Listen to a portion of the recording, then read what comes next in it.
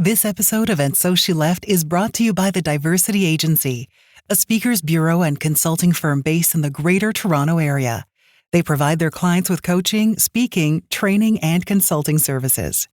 Today's episode is extra special. You'll get to hear from not one or two guests, but all 5 winners of this year's Shea Moisture Dream Fund.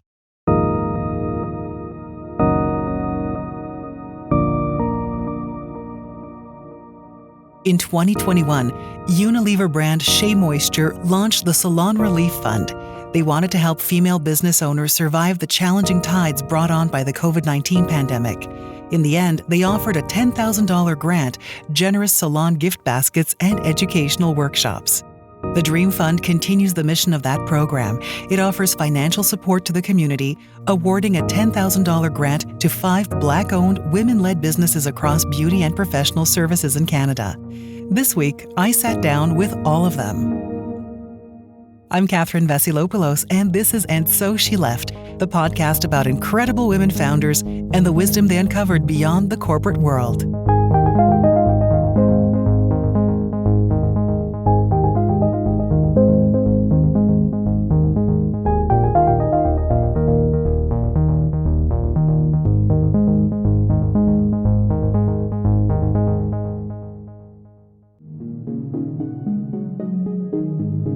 Today, I'll be speaking with Anita, Kristina, Monique, Shea, and Salem, the remarkable women entrepreneurs who won the Dream Fund grant through public voting. Monique, was your business a pandemic baby also? Yes, it was. Gyallivant, my business, which is a wellness company for Black women and women of color, it came out of a response to the fear that I was feeling, to the fear that my community was feeling. My name is Salem Berhane. I'm the founder of IncluSV Beauty Solutions, based here in Windsor, Ontario. Hi, I'm Kristina. I'm one of the co-founders of Arbre, which is a sustainable sun care brand. My name is Shea. I'm the founder and CEO of ROUN Beauty. We are creating Canada's first plant-based braiding hair extensions. My name is Anita Grant, and I'm the founder of Hello Hair. And we're on a mission to rewrite the Black hair experience. And we do this by supporting the next generation with visual representation and education that encourages the connection to their identity.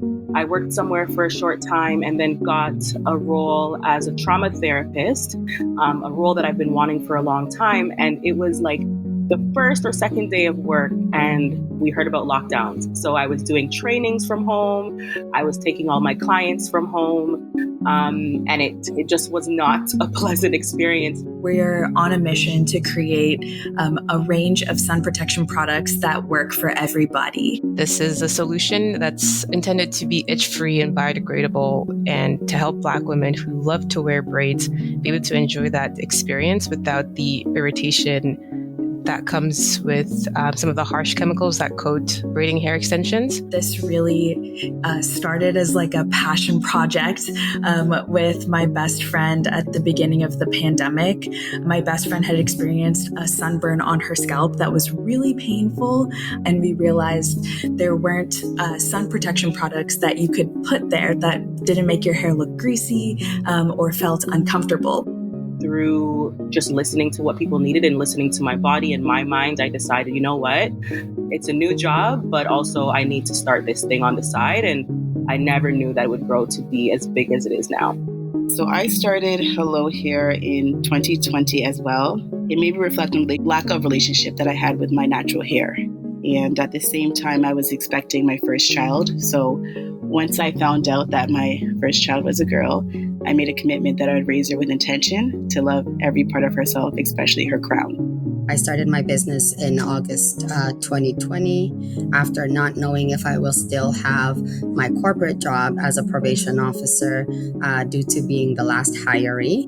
I did not know what the future was going to hold, and I just felt that I needed my finances to be in my own control. So I took a leap of faith, and here I am 3 years later. We've touched on some of the themes brought up in this conversation in past episodes, but there are also a lot that we haven't. So I wanted to dive right in and hear about some of the core problems facing the Black women entrepreneurship community from the winners themselves. The common thread here is that you are all very successful and new entrepreneurs, relatively speaking. And I'd like to get your perspective on what it's been like to start your own business and to be a Black woman in this space and to see how, let's say, themes like funding and affirmative action and things like that. Are these, fads? Are these things that you think will be around to stay? How are you dealing with that perspective? I don't know if it's a fad for the world and for community, but for myself, because I'm in the wellness space, it can't be a fad. I think that we have come to a place now where we're exhausted and we know now that as a community, it's important for us to not just have side projects or passion projects, but really turn our endeavors into businesses. And thankfully, there's funding like Shea Moisture, Canada Dream Fund. But it gets difficult. It does get difficult because I know about grants that are out there, but when I speak to other people in my community, they are not necessarily sure of where they should go, who they should talk to, or even how they should write a grant in the way that it is going to be read and accepted by the people who are offering the money. I feel like sometimes we're in our business and we can only see what's right in front of us. This past weekend, we did a coaching call. I did one of my first coaching calls through this program. And there was just so many things that I hadn't considered because I'm in the middle of my business. With any funding, I do think a lot of it is fad-based. It's for the time, whether it's Black businesses, it's clean tech, carbon emission. It's really focused on what's happening in the world right now, right? But I think in order to really create change, we got to really see who these funders are, like the diversity within the funders. I think right now you'll see a lot of these programs, they're, especially federal grants, they're in partnership with different specific organizations, whether it's Indigenous, the Black community, that help to review these applications because they understand the pain and the need for these businesses. But that will fall off. And if I have to educate the funders about why it's important, they're naturally going to choose a business that they're already familiar with, right? They know the pain points, they know the market, they know the impact that it can have.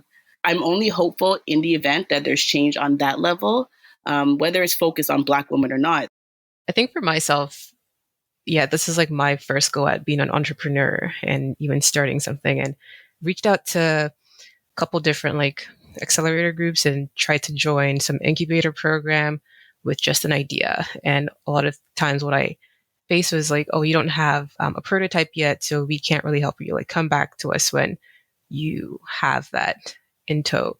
And it really wasn't until I joined a business incubator type program here in Kitchener, where I'm based, that was really focused on Black entrepreneurs and was like stage agnostic and industry agnostic, that I got that support that I needed to just help me figure out step one. Like, you have an idea. Okay, you need to go validate that. And this is how you can go about doing that. So having someone who understands the market, but who identifies with you, I guess, as a Black person, it was that coaching, that thought of like, okay, who do you know within your network that could possibly help out? Like, reach out to your professors. Okay, like, these are the terms to use. Actually, you are more than just a hair extensions company. You are a bio-clean tech company.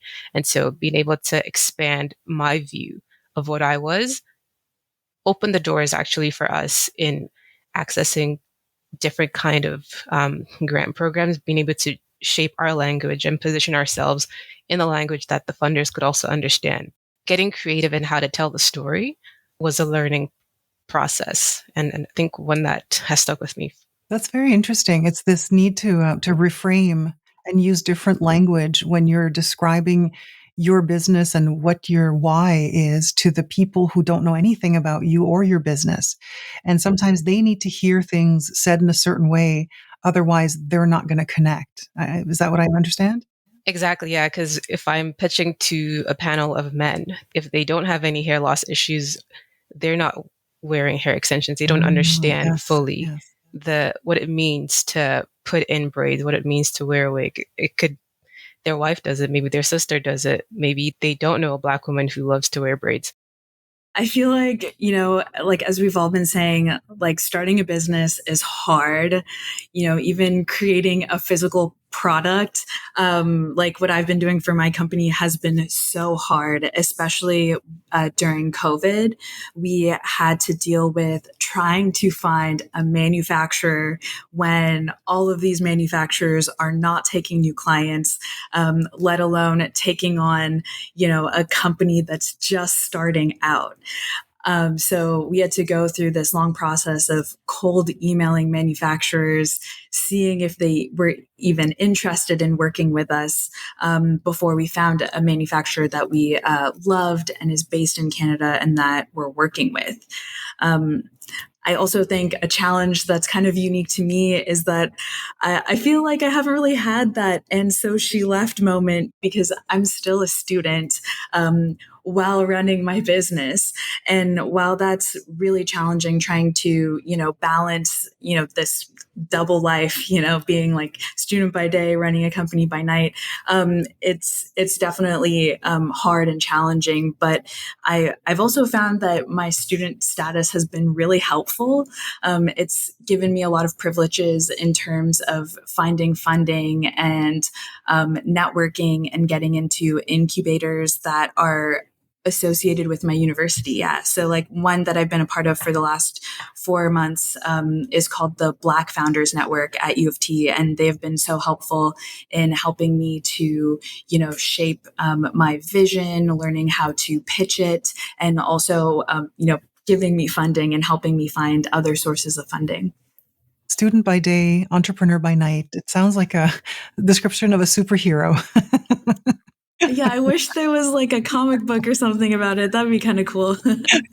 But yeah, it's definitely hard sometimes. But I think having a co-founder really helps to share the load and to also support each other, and also having a support system like my family, my loved ones, my friends really help to, just give me that energy and spirit I need to keep going.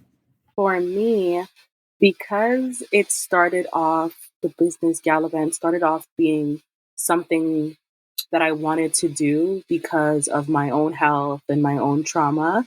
I've thought a lot about what it would look like to have a co founder. And I think my biggest worry is that, is this person going to understand in the way that I currently understand, like what I'm trying to do? But thankfully, I've been able to put down that mindset, and I've been able to work with a lot of different Black women who have come in and partnered with me. So not necessarily a co-founder, but I hired different Black women facilitators to lead dance classes, to lead yoga classes, to lead paint classes. And it actually works out because I don't know how to do any of those things. So it's nice to be able to partner with people who are skilled in an area that I'm not. So I can focus on, let's say, the therapy. And while I have clients, someone else is running a paint and sip. So I'm learning a lot now just about myself as an individual, and then myself as a business owner, and learning what areas personally I need to work on in order for my business to build. And one of those things is letting go of some of the control. Also, yeah, that superhero thing of the 9 to 5, but then in the evenings and on weekends, finding as much time as possible to be able to give the business the attention that it deserves.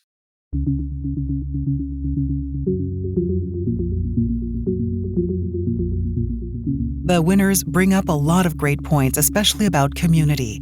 A 2021 study from the Black Business and Professional Association found that 75% of participants didn't know where to get help for their businesses.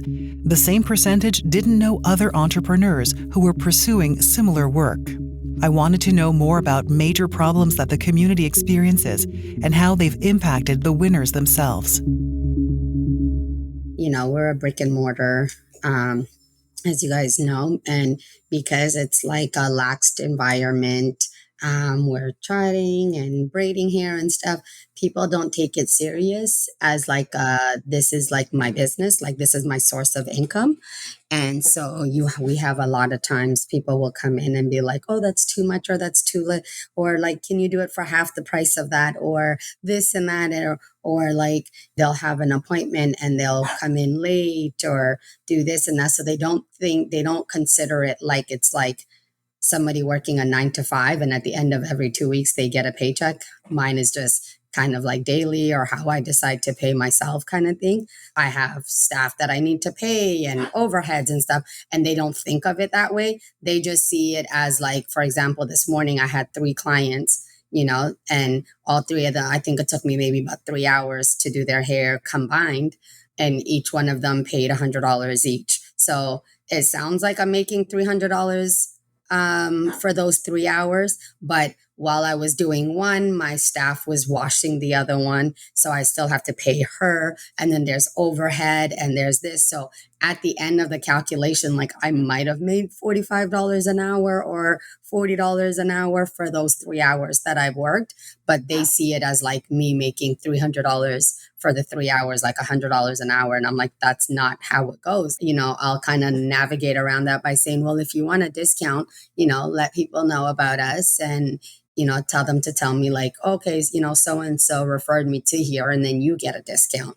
And so they're like, oh, okay. And then they're like, more prone to spread the word because they want a discount kind of thing instead of just saying like, no, this is a business and da-da-da-da and making it seem like it's mean because then they just won't come back, right?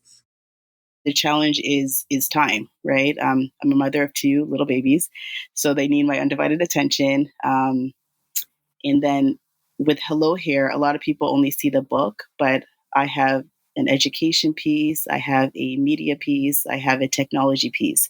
And it's really, the reality is, if I can truly make an impact, I need to be investment ready. So really preparing myself and positioning myself as a brand beyond the business, and to truly make impact, I have to start now. But I am a one-man team, so it is hard. So it would be nice to grow the team. So all those big, gorgeous goals that I have, I can actually like execute. But it's also challenging because you don't know when to stop. Like, when have you tried enough? Mhm. Like, when do you know that you've tried all options and it didn't work? And like, there's nothing else to consider. And so not getting stuck on each failure. I think for me, how you will know is if it doesn't stop calling you. One of my first tests was like having the fibers sit in like a bath of enzymes, but I didn't really know what conditions they needed to be in, like in terms of temperature, in terms of quantity. Like I didn't have the right tools to try to measure the enzymatic activity that's happening. So I just had it there. I left it overnight. I was like, okay, I don't see any changes. I left it there for a week. I don't see any changes. At some point, I was just like, I don't know what I'm supposed to be seeing or not seeing. And I just, in a sense, abandoned it in the container. I was like, maybe this needs to sit for like 5 years. Who knows? But each time I'd like walk by my little like stewing pot of fibers and it would just, I'd like walk past, like, don't look, don't look, don't look. And it would just keep calling me and to be like, hey, I sometimes wake up and just think like, so that's how you know if it keeps bothering you. Yeah, I can speak a little bit to this as well. I feel like for me, similar to Shea, it's been about like falling in love with the problem and not necessarily the specific solution that me and my co-founder have developed. So, like for us, we've been really passionate about this idea of creating sun protection products that work for different people, but we're flexible in the way that we figure out how to solve that problem, because we want to make sure that we create something that works for the people who have this problem that we're trying to solve, not just something that works for us and that we like and we're happy with. Yeah, and I don't know if it's initial or if it's just now that I'm seeing the when you just said called to do, that really stands out to me because Mhm. now that I'm running all of these programs, I was looking back the other day when writing a grant, like, how did I get here? Um, and I just remember all the times when I was younger and I was going to hip hop classes. I remember going to swim classes. My mom would force me to go after church, and I didn't want to go because I didn't want to mess up my hair. I remember being in high school and Yeah. feeling very isolated and going to a teacher and saying, we need a girls group here. And then from there, working at the community center beside my school and being able to run a girls group there. And I just feel like if we really look back, there's so many times where we've been doing the work, but we didn't call it work yet. So it brings me so much joy to be able to do this work. And I think that's what I heard Kristina saying, that this is not just only about solving problems, it's also about the process and the joy that it brings us to be able to support our communities. People always ask me what event is next. And I tell them, like, I really do what I want to do, and I just inviting friends along for the ride. So it's nice to have a business that is also your point of joy and something that can bring happiness and excitement to your days as well. Monique, you said that so well. Like, I have like the hairs on my arms. I just like rose. I'm like, oh, she said that so well with the it being the joy. And I think for me that was the realization when I first started. I was still working a full time as well as running this full time. So I think for the first year, I was probably working like 16 hours a day for a whole year, including Saturdays, while raising a 1-year-old and an 11-year-old. So yeah, I don't even know how I'm still here. I thought I would have lost my mind, but needless to say, I'm here to look back on that. And so I remember it clear. Was on in October. So like I just finished doing a year and change. And I was just like, I cannot do a full-time job and do this at the same time. And, did a little bit of calculations. Like if I do this many clients between that 9 to 5, that makes up more than, my full time, like forget the benefits, like, and I'll make up for that some other way. And I had to let that go. When I submitted my resignation letter, not even 5 minutes before me pressing send, and I was on a contract position, my supervisor at the time had set me a permanent position. And I was just like, ugh, this just made it so much harder to press send. And I almost didn't press send, but I was just like, Salem, you've had so many cried nights because you didn't get time with your kids or this or that. You need to submit this resignation letter. And when I pressed send, it was like, just like weight lifted off my shoulders kind of thing. But then I knew that, God forbid, I wasn't able to pay my rent or whatnot. I don't have a full-time position that will be able to fund that temporarily until I get back up. So even though it scared me in the beginning, it helped me work 10 times harder. And I realized then, like, okay, it's not necessarily just the business that people want to be around. It's also like me. And I have a super bubbly personality. And like, I laugh and joke with everybody. When kids come in here, I become a kid myself. They cry, I'm crying with them and stuff like that. So I realized, there's a million people in this city that can braid, but there's not a million people with my same personality. And I like what you said before when you said that, people can go anywhere if they wanted to get their hair done, but they come to see you. You're a big part of the business. You're the face of this business. And if they like you, they'll come back. And I think in any business, you like to do business with people that you resonate with and that they make you feel good. And you want to see their face or their name appear in your schedule or in your inbox. I say this over and over again, like we just love to do business with people we love. And it's such an important part of continuing to strengthen the relationships with the clients that we have and our suppliers and everybody else who's in that ecosystem. And it's so important. Let's not discount that part of doing business. It's the personality and the exuberance and the joy that we feel in doing what we do. Well, it shows and it shines and it comes back to you over and over. Absolutely. Yeah. I've had so many people say, like, I've even called to make let's say like reservations at like a Red Lobster, and someone will be like, "Hey, you're that hair lady," and I'm just like, "How did you know that?" They're like, "Your voice is so distinct and everything." Or I'll walk through the mall and kids that follow my Instagram and stuff will be like, "You're that hair lady," and stuff, right? Just to add to this concept of like community and client, I think I noticed the impact when we all had to get people to vote for us. So a part of winning this grant was getting your community to vote. And they were voting daily, and they would message when they voted and said, "Hey, I voted." When we found out that we won, they messaged and said, "Did we win the grant yet?" So your community ends up not just being a client, but really like they're rooting for your business and for the business as if it's theirs. So I feel like it's been really awesome to just see everyone kind of rally around the purpose and the mission that we're all striving for. That's amazing. I love that. I'm smiling as you're saying that. It's true. It's the community around you.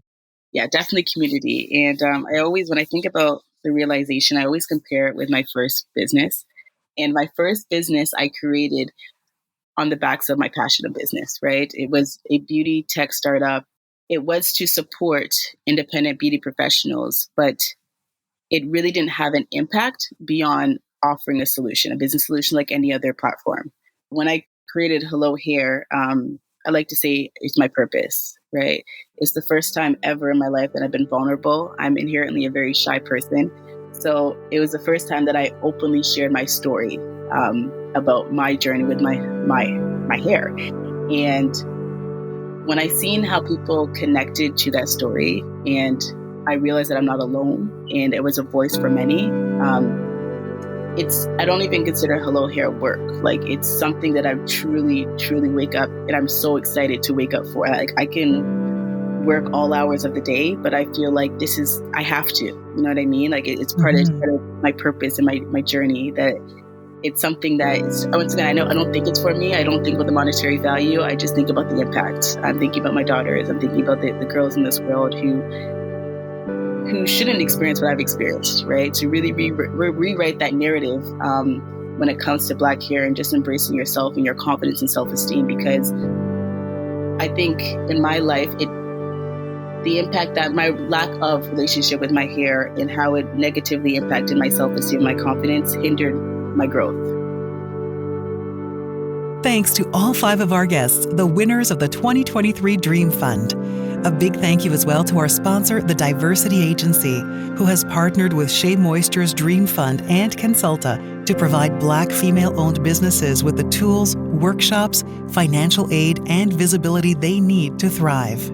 Join us again next week to hear more from these remarkable entrepreneurs about their journeys. If you're listening on October 4th, today is the last day you can vote for And So She Left for the Signal Awards. Please head to the link in the episode description to cast your vote. Your support helps us to continue our mission to highlight extraordinary women who found wisdom beyond the corporate world. And So She Left is made by Cansulta and Ethan Lee. We'll be back next Wednesday with a new episode. Our music is by Chris Zabriskie, edited for your enjoyment. You can find a list of all the songs you heard here in the episode notes. I'm Catherine Vasilopoulos, and thanks for listening.